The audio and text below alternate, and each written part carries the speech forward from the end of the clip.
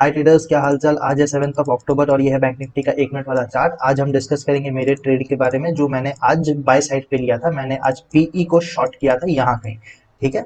आप स्क्रीनशॉट देख सकते हो। अच्छा, उसके पहले मैं बता दूं मैंने क्या डिस्कस किया था सुबह प्री मार्केट में। देखो कि मोस्टली यहाँ पे सेलर्स बैठे हुए, मार्केट गैप डाउन ओपनिंग हो रहा है। गैप डाउन ओपनिंग होकर अगर एक रेड कैंडल बना देती है तो हम इन सेलर्स को टारगेट नहीं कर पाएंगे। क्यों? रीजन ये है कि अगर गैप डाउन ओपनिंग होता है, गैप डाउन ओपनिंग होते हुए एक रेड कैंडल बनता है तो हमको ये समझ लेना चाहिए कि यहाँ जो सेलर्स बैठे हुए हैं ये कोई छोटे मोटे सेलर्स नहीं है, ये ऑपरेटर्स बैठे हैं या तो कोई इन्फ्लुएंशियल सेलर बैठा हुआ है जो अपना पैसा इंक्यूबेट करेगा।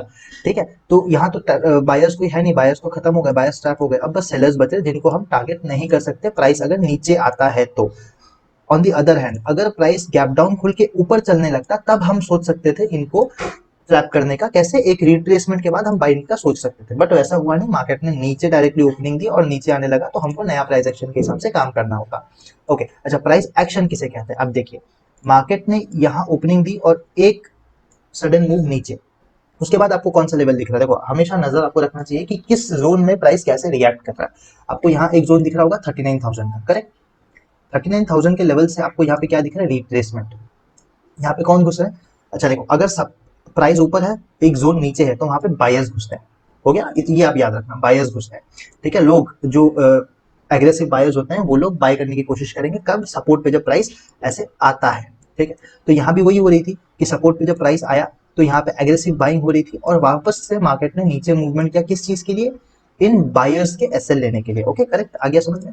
अब क्या होता है, कोई अगर ये रिट्रेसमेंट पकड़ पाता और उसका यहाँ पे सेटअप बनता, लॉजिक बनता, तो वो ये वाला मूव भी कैप्चर कर सकता था, बट मैंने नहीं किया क्योंकि मेरा सेटअप बैठ नहीं रहा था। भले ही लॉजिक बैठ रहा था बट सेटअप नहीं बैठ रहा था। ओके, अब मेरा सेटअप कहाँ कंफर्म होता है? देखो, प्राइस एक्शन क्या कहता है? एक नीचे ड्रॉप, रिट्रेसमेंट, फिर एक एग्रेसिव मूव। ये क्या बन गया? सपोर्ट का ब्रेकडाउन भी हो गया, करेक्ट। 39,000 के नीचे में सपोर्ट का ब्रेकडाउन हो गया, ये क्या हो गया? अब सेंटिमेंट कंप्लीटली ऑपोजिट हो गया। अब कौन घुस रहा है? अब घुस रहे हैं सेलर्स। ठीक है, अब यहाँ पे घुस रहे हैं सेलर्स। प्रीवियस चार्ट से हमारा कोई लेना देना नहीं, मैं करंट चार्ट की बात कर रहा हूँ।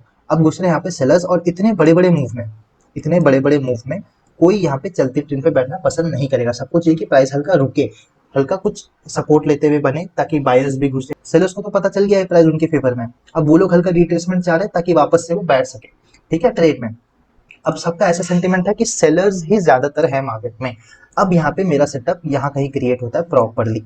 अब 9:30 के करीब कहीं मेरा सेटअप क्रिएट होता है और ये सेटअप जो मैं स्टूडेंट्स को बताता हूँ, समझाता हूँ, उनको भी सारे पता है, वो भी ऐसे ही मेरे साथ में ही ट्रेड लेते हैं। ओके, तो यहाँ पे मेरा सेटअप बन रहा था। मैं हल्का ट्रेड लेने के बाद ना आज थोड़ा स्केप्टिकल हो गया था कि आज भी मेरा स्टॉप लॉस जा सकता है, बट थैंकफुली मेरा साइकोलॉजी मैं संभाल के बैठा हुआ था कि स्टॉप लॉस या तो टारगेट, ये दोनों में से कोई एक ही लेना है, लेना है। मार्केट क्या करता है? हल्का नीचे आता है, वापस से एक सपोर्ट बनाता है, सपोर्ट ब्रेकडाउन, और अचानक से सारे सेलर्स के स्टॉप लॉस हिट। यहाँ पे आपको कैंडल साइज दिख रहा होगा, समझ में आ गया होगा क्या क्या हो रहा था। ठीक है, यहाँ तक आपको क्लियर हो गया कि मेरा एंट्री कैसे हुआ और एग्जिट मैंने कहीं 40 समथिंग पॉइंट्स में यहीं पे कर दिया, एग्जिट भी। ठीक है, ये दोनों चीज आपको समझ में आ गई मेरी एंट्री और एग्जिट के बारे में। क्यों मैंने लिया, आपको वो भी रीजन समझ में आ गया कि प्राइस कंप्लीटली गिर रहा था, एक प्राइस एक्शन का मैंने वेट किया, प्रीवियस चार्ट से कोई लेना देना नहीं था। ठीक है, कल गैप अप वाला ओपनिंग था तो बहुत से लोग आज के दिन, कल जैसे साइडवेज एक था, और मैं आपको डेली टाइम फ्रेम में भी अगर दिखाऊं तो डेली टाइम फ्रेम में ऐसा कैंडल बन रहा है। ठीक है, डेली टाइम फ्रेम में एक ऐसा कैंडल बन रहा है, एक इसको क्या कहते हैं? Inverted hammer. ठीक है, इन्वर्टेड हैमर बन रहा है डेली टाइम फ्रेम में और कहीं ना कहीं 39,500 लेवल के पास। ठीक है, मैक्सिमम लोग यहाँ सेल करने की कोशिश करेंगे बैंक निफ्टी को। ठीक है, तो सेलर्स के स्टॉप लॉस हमको मिल सकते थे, तो ये रीजन था मेरा यहाँ पे बाय साइड में जाने का, क्योंकि मैंने एक प्रॉपर वेट किया सेलर्स को ज्यादा घुसने दो, उसके बाद हम पकड़ सकते हैं। मेरा मतलब था 100 से 150 पॉइंट तक का। ठीक है, स्पॉट पे, और मेरे को ये आराम से मिल गया और मैं यहाँ पे एग्जिट कर देता हूँ। अब मैं डालता हूँ लेवल्स। ठीक है, अब देखो ये कंप्लीट किया गया लेवल्स। अब मैं मेरे एक लर्नर को, ये ट्रेड तो हमने डिस्कस कर लिया, मेरे एक लर्नर को मैंने ये भी कहा था कि मार्केट 39,000 का क्रूशियल लेवल ब्रेक कर रहा है, आप यहाँ पे पीई की पोजीशन बना सकते हो, क्योंकि यहाँ भी मेरा सेटअप कहीं ना कहीं बन रहा था।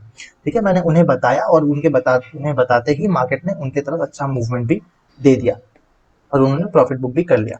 ठीक है, तो थर्ड ट्रेड हमारा कहाँ बनता है? देखो, आरआर रेशियो साइकोलॉजी आपको हमेशा सही रखना होगा, ऐसा नहीं है कि मैं कुछ छुपा के कर रहा हूँ, सारा सब कुछ आपके सामने ही है।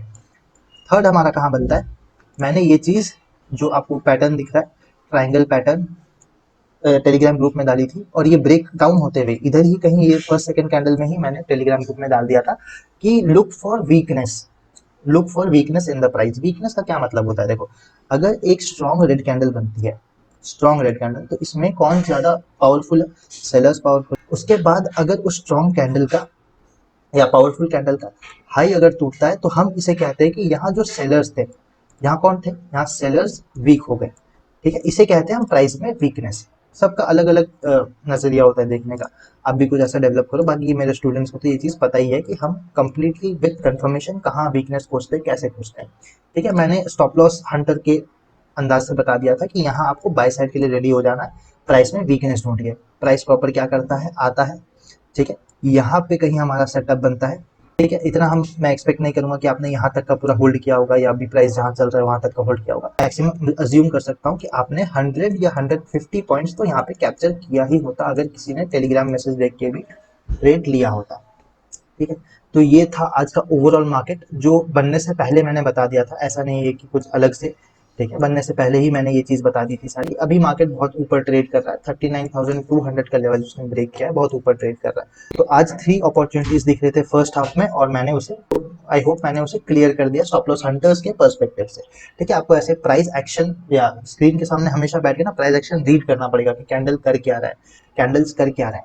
डे लो पे ही इसने ब्रेक करके, आपको एक सिमिलरिटी दिख रही है, मार्केट जब भी मूव करता है कोई ऐसे लेवल से ही क्यों मूव करता है कि यहाँ पे किसी एक पार्टी को बुलाता है और फिर घूम जाता है।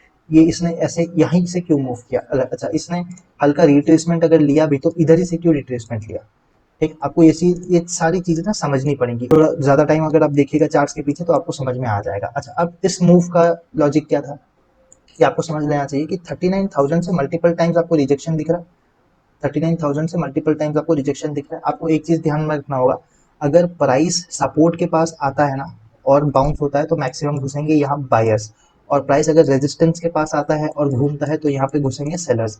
यहाँ पे क्या हो रहा था, 39,000 कौन सा लेवल था, वापस मिटाता हूँ और एक कलर चेंज करता हूँ, रेजिस्टेंस लेवल था जहाँ से प्राइस बार बार रीटेस्ट ले रहा था, ठीक है।